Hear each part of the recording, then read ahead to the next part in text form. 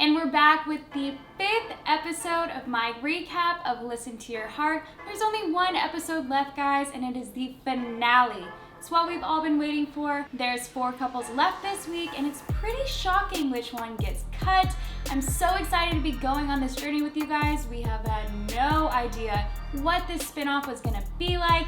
It's ended up being about these couples with amazing talent, but the problem is that they're pressured into these relationships, and that's where the drama starts to boil.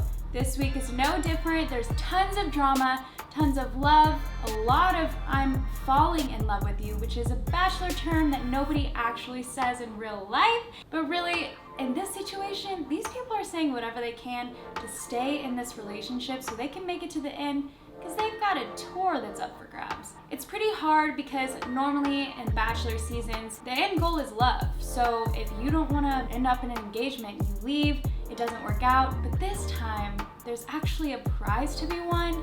It's down to Natasha and Ryan, Rudy and Matt, Jamie and Trevor, and Bree and Chris. One thing I've learned about The Bachelor is that really it's just a summer camp with lots of alcohol and people who are all older than 21. So it's a little more drama and a little more making out, but hey, the same guidelines. They're all trapped in a house. They have their camp counselor, who is Chris Harrison, and they all gather around the fire for the mansion, and they hear his wise words. And today, Chris Harrison, camp counselor, comes in, calls all of his kids into the foyer, and says, "Hey guys, it's a new week. Don't worry, I still have a lot of drama in store for you. This week is going to be so much fun. We are headed to Vegas." So at this point, I'm like, oh, that's kind of lame. They're just gonna fly. It's gonna be a really quick flight. But no, Bachelor actually spent some money on this one, and they each get a tour bus. I mean, this is every musician's dream. They hop on. They're really nice, by the way. Good job, Bachelor. They are in their couples. They get some alone time, and it's very exciting for everyone. We see Rudy and Matt on their bus. They're all cuddled up and cozy, and Rudy's talking about how no guy has really been able to handle her. Rudy, we see that this can be true. Matt kind of looks like a deer in headlights, but he's also there for the ride. And honestly, they seem to balance each other out. She's kind of crazy, he's very chill, so maybe they'll just meet in the middle and have a great relationship. Who knows? Now we're on Bree and Chris's bus, and they are head over heels for each other. Jamie and Trevor are on the bus together, and Trevor says that you can't make a relationship grow without being emotionally vulnerable. So he serenades her, but I don't know what it is about this couple. It might be the fact that Jamie's only 21 and Trevor is 29, but I just don't buy it. So the couple start arriving in Vegas. They have this beautiful hotel room, but there's one couple missing, and that's Rudy and Matt, who decided to take a detour, and they are getting some quality time that Rudy says was much needed. So they slam that bedroom door in the camera's faces, and they have that alone time. Fantasy suites, I thought, weren't until the end. You know what? It's a spinoff. Can't control everyone. Now that they're all in Vegas, of course we have some dates that they need to go on. So first up is Chris and Bree. And where do they send the one couple that we actually believe in their love? To a wedding chapel. Not only do they send them there, but they make sure Bree is in a white dress. So when we see these previews, it looks like they're getting married. I mean, like, it's a good bit. And then you see that they're actually singing at another couple's wedding. All in all, it was a sweet date. Then we see Rudy and Matt come back from their little detour. Then it cuts to them talking to their best friends in the house. Matt is talking to Trevor, and he says that he really likes her. He just doesn't know if he's there yet. Eek. And then Rudy is saying the opposite thing to Jamie and saying she's falling in love with him, but she doesn't know how to say it yet. And all I'm thinking in my mind is that one TikTok where it's like, "Don't do it. It's not worth it. I'm not gonna do it, girl." Of course she does it. And then we have our couple, Jamie and Trevor, who get a date card. At this point, I have no idea. The Bachelor budget is everywhere. Either the dates are laying on a rug with binoculars spying on the mansion like 200 feet away, or it's with Taylor Swift's producer and in the Roxy Hotel where they get to sing whatever they want. So who knows what's gonna happen. And they actually balled out on this one. They got an entire hockey rink arena, And of course, Trevor has played hockey before, so they get to do the cute little, I'll teach you how to skate. And honestly, Jamie stayed up pretty well the whole time. If it was me, I would have been laying on the ice, so good for her. Jamie, the entire date, is talking about how she wants to say she's falling in love with Trevor. Trevor brings up on his own that he doesn't say, quote, the L word very often. I take that word more seriously and sacred than any other word. Like, it's not a cuss word, Trevor. You're not trapped just yet. I mean, you kind of are trapped if you want to win this thing, but not by saying the L word. God, now he has me saying the L word. Love.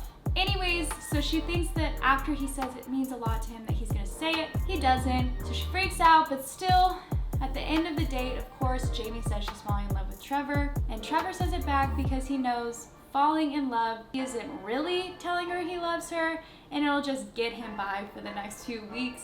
They can say they're falling in love with each other, and it gives Jamie the confidence she needs to continue with the relationship. Then we have Matt and Rudy, who have already had a date, but who cares, send them on another one.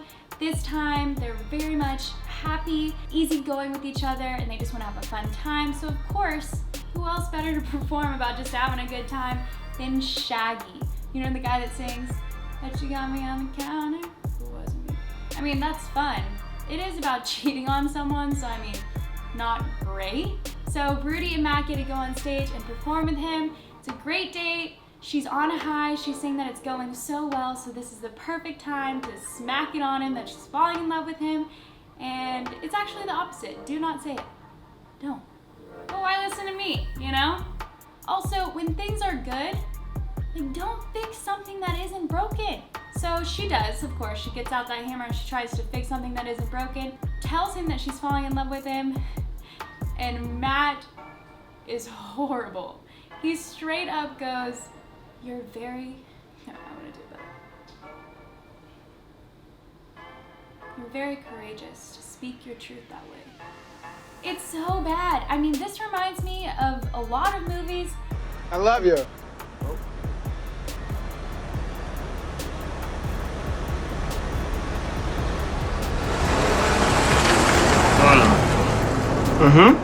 Matt even said himself, this tweet, he said, "Note to self, maybe next time, say anything. Literally anything but you're very courageous." I mean, he literally could have been like, "I like you a lot and I really care about you. I just don't understand this pressure. It's ruining these relationships, this amazing talent. I want Rudy and Matt to make it all the way. This is a big bump in the road that I hope they can get across." And finally, we have Natasha and Ryan, who are on some sort of construction demolition date, which looks really fun, honestly. It doesn't fit Natasha or Ryan's personality very well, but hey, it's funny how Natasha and Ryan, I feel like they feel no pressure to say I love you to each other. They're taking it very slow, but all the other couples feel like they have to get to a certain point. Natasha and Ryan are kind of like in this thing, like, I mean, I picked you, you picked me, let's just see how far we can make it.